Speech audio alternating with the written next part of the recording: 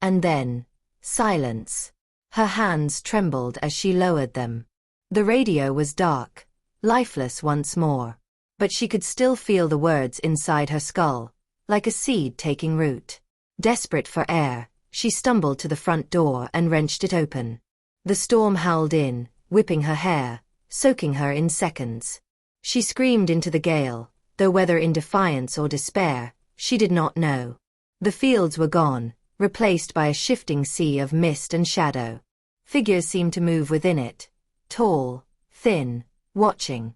Her breath caught as she slammed the door shut again. The lock clicked, fragile as glass against what pressed beyond. She sank to the floor, hugging her knees, listening to the storm batter the walls. For hours, it seemed, the house shuddered under the weight of the night.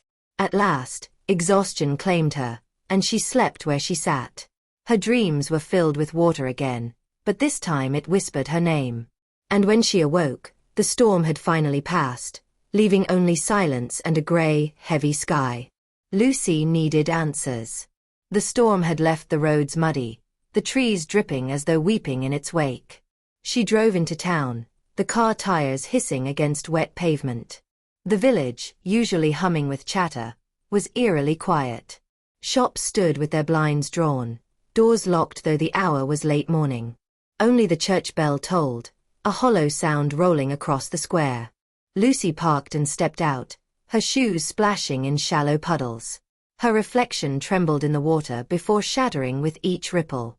"Hello," she called, her voice carrying unnaturally far. A curtain shifted in a window, but no one emerged. Her stomach tightened as she moved toward the church. The heavy wooden doors were ajar. She pushed one wider, the hinges groaning like something waking from sleep. Inside, the pews were empty, but candles flickered along the altar. The air was thick with incense and something sour beneath it. Her footsteps echoed too loudly as she moved down the aisle. A whisper rose from the shadows behind the altar. She froze, every muscle locked. Then, slowly, a figure emerged, a priest, eyes hollow, lips moving though no sound came. Lucy's throat tightened. "Father?" she asked, though the word felt dangerous in her mouth. The priest's gaze lifted to her, and for a moment she saw not one pair of eyes, but many, layered, shifting, watching. She stumbled back, knocking against a pew. The candles guttered violently, plunging the church into near darkness. When the lights steadied, the priest was gone. Only the echo of her heartbeat filled the silence. Lucy fled, the doors slamming shut behind her without her touch. Outside, the square was no longer empty. Figures lined the edges, villagers, their faces blank, eyes unblinking. They watched her with unbearable stillness. Her breath quickened, panic clawing at her ribs. No one moved, no one spoke. Lucy forced her legs to carry her back to the car. She fumbled with the keys, hands slick with sweat. The villagers did not follow, but she felt their eyes on her until the engine roared and she sped away. Her pulse thundered as the village disappeared in the rearview mirror.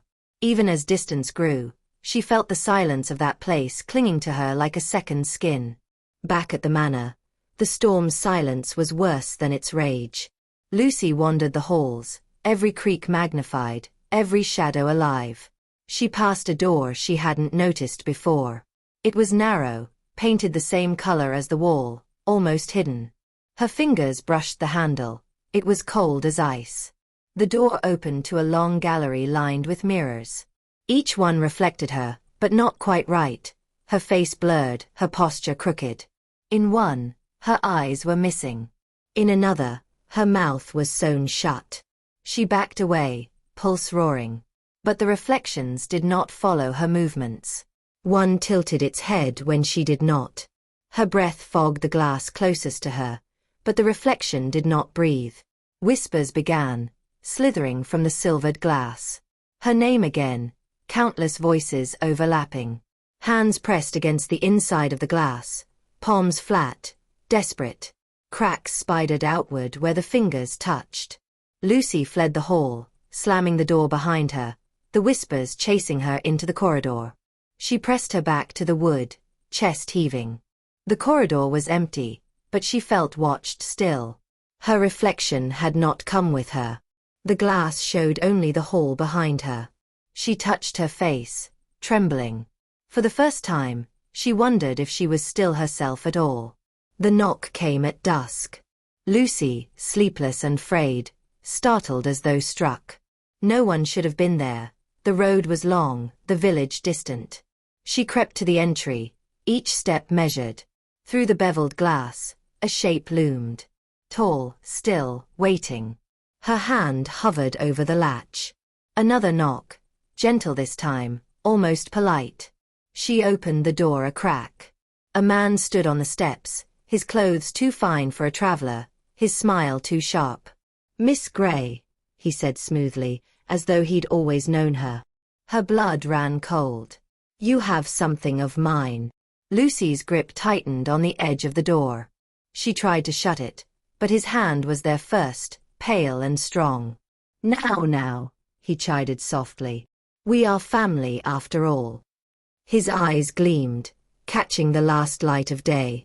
Lucy shoved with all her strength, slamming the door against his arm. He hissed, more in annoyance than pain, and withdrew. The door slammed, the bolt shot home. Lucy pressed her weight against it, heart hammering. From outside came a laugh, low, knowing.